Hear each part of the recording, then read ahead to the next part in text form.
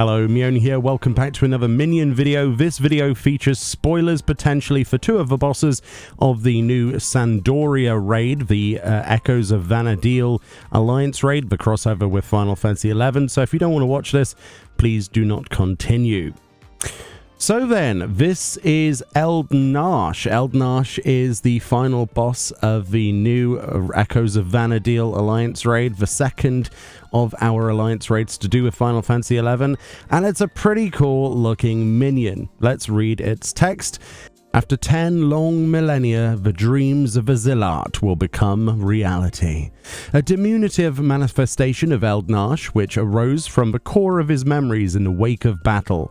While the original Eald'narche was a cunning mastermind who threatened the world of Vana'diel with his brother Archduke Camlenaut, this entity thankfully appears to pose no danger. The hidden text on this reads, "Have you the strength to find the answers you seek?"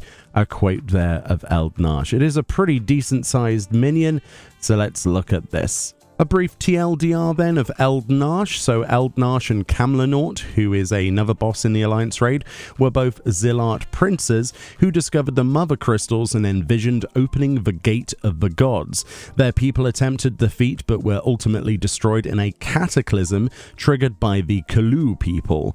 Centuries later then, in the events of Final Fantasy XI, the brothers awoke and used their knowledge to transform Juno into a powerful city-state, winning the trust of the nations during the Crystal War. In truth, they sought to revive Zelatian ambition, forming the Amarathwin Society and manipulating adventurers into gathering resources to reactivate Tulia. When their true motives were revealed, however, they clashed with the adventurers, and though Camlenaut fell and Eald'narche pressed forward, both were ultimately defeated and their dream of divinity denied.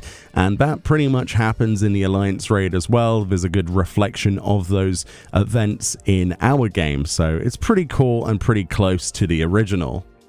Yeah, I was really quite happy with the quality of this minion. It's not one that is very well behaved, so you have to put a pet collection title on to get it to feed from your hand, and it's a poke emote to trigger its special interaction, which is to do, as you've probably seen in the Alliance raid itself, basically the summoning of its abilities, like those spinny circle rune thingies. I'm not sure how you want to describe those.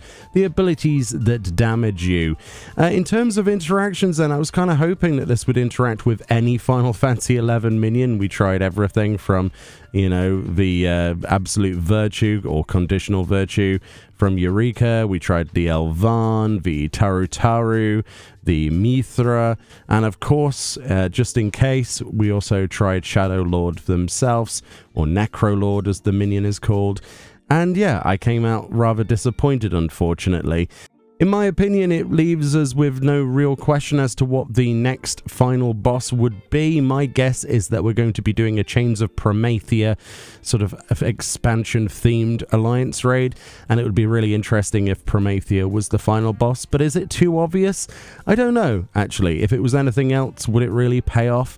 I don't know. Let me know what you think the next boss or bosses will be in the Final Fantasy XI series of Alliance raids. I've personally enjoyed them. I don't think they're necessarily the best that they've ever done, in my opinion, but my attachment to Final Fantasy XI is a lot less than things such as Final Fantasy XII and Tactics, so yeah, I guess it's down to that. Anyway, much love, and I'll see you all next time.